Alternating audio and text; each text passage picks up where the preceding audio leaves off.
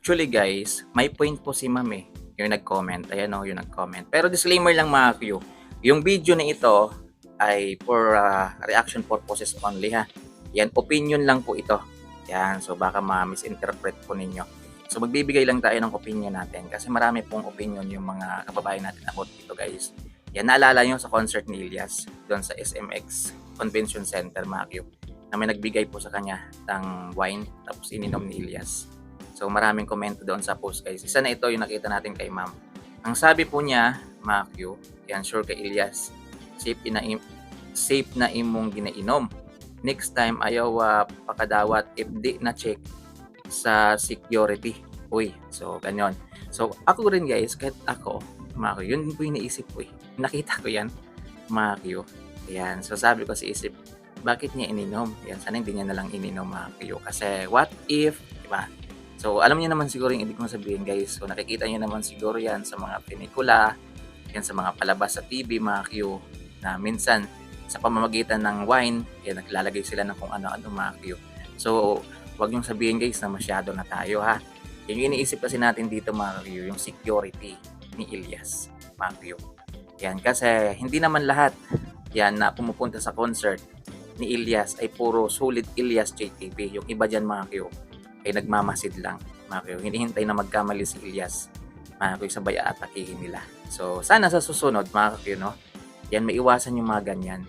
At kung pwede, kay Ilyas, yan, dong, yan, pag inalukan ka ng mga ganyan, wag mong inumin. Ayan, sabihin mo, pass ka muna. Ganon. Yan, para din naman sa security mo yan. At dapat ito, yung mga ganyan, dapat ipagbawal yan Yan, at dapat, cargo yan ng security. Dapat yung security, bantayan ho talaga yan. Baka hindi nyo naisip. Yan, di ba, yung mga pagkain na yan, di ba, yung mga wine na yan na binibigay kay Ilyas, bantayan nyo talaga ng mabuti. Kasi minsan, nawawala rin si isip siguro si Ilyas. Kaya katulad niyan, yan, ininom po niya, mga Q. Yan, siguro nadala na rin po siya, o nahiya po siya na ayaw inumin. So, dapat protocol po yan. Dapat na automatic po yan sa mga security. Pag nakita ninyong inabutan po siya ng pagkain, yan, nasa show po siya, kumakanta po siya, kunin nyo na kaagad. Huwag nyo pakiinin kay Ilyas. Huwag nyo painumin kay Ilyas. Ayan, puro safety lang naman. And hindi naman natin sinasabi na ganito ganyan ha. Yung sa atin lang dito mga boss, yung security ni Ilyas. Ayan, alam naman ninyo na kahit marami po siyang tagahanga ngayon, ay marami rin po siyang bashers. Ayan, marami rin yung naghangad ng hindi maganda kay Ilyas. So sana maiwasan yan sa susunod. At sana maging maging na rin sa mga security. Yan, dapat sa inyo yan Cargo nyo yung mga ganyan. Dapat hindi nyo hinahayaan yung mga ganyang bagay. Yan, kasi yung mga artista guys, yung mga sikat na personality, yan kapag nasa show sila, bawal na bawal talaga yan sila bigyan ng pagkain. Bawal na bawal sila abutan ng mga inumin, mga kakyo. Yan, kasi yung iniisip dyan mga kakyo. Yan, what if may ganito, what if may ganyan. O, diba? Alam niyo naman siguro yan mga kakyo. Yan, disclaimer ha, baka ma-misinterpret ninyo. So, itong video natin for awareness lang naman, mga Q. Ayan, na sa susunod, ay may iwasan na.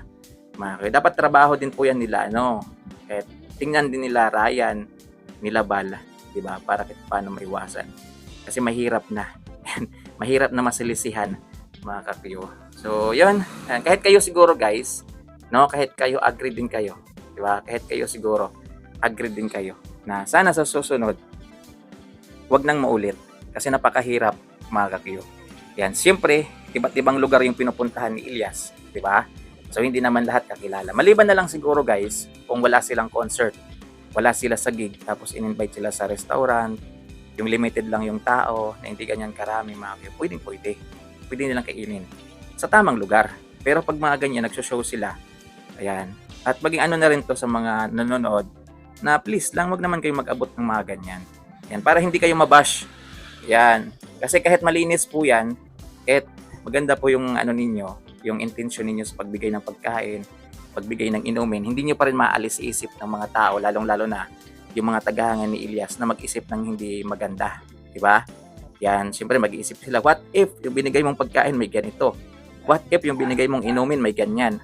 O, diba? So, yung iwasan natin. Dapat maging protocol na po yan sa show ni Ilyas na bawal magbigay ng pagkain. Pwedeng magbigay ng tip. Diba? Pwede yun. Pera yun, mga kakiyo. Sayang yun.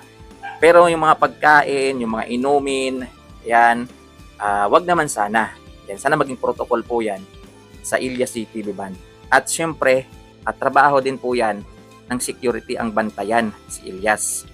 Yan, so alam nyo na, pwedeng gawing paraan yan ng mga sumasalisi. Diba? Yung mga ayaw kay Ilias, mga kapyo. So yun, maraming salamat guys. Kayo, ano po yung reaction nyo dyan mga kapyo? Ayan. So, kahit kayo siguro mga kapyo, yan din po yung naisip ninyo. Guys, no? So, yun, maraming salamat sa panonood. Maulan dito mga kapyo. Ayan, no? Malakas na yung ulan. So, next time, Ilias, yan, iwas-iwas dong sa mga ganyan. Ayan, kahit chicks po yung nagbibigay sa'yo, yan, isipin mo pa rin yung safety mo kasi marami pong concert ang naghihintay sa'yo. Yan, iikot ka pa sa ibang bansa. Iikot ka pa sa buong Pilipinas.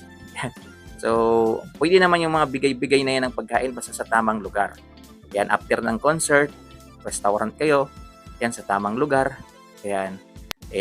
Yung iniisip lang kasi ng mga tagahanga mo dito, what if may ganyan? Diba? Kasi show mo yan eh. Tapos nagbibigay sila ng ganyan. O, diba?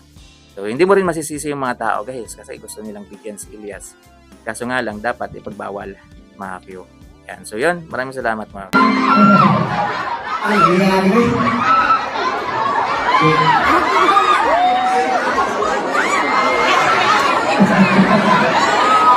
Again, shoutout po sa mga hindi ko na natin yan na nasa likod. Ayun po sa mga paraan. So, pero sa gusto. Yun yung kapatid. Thank you so much.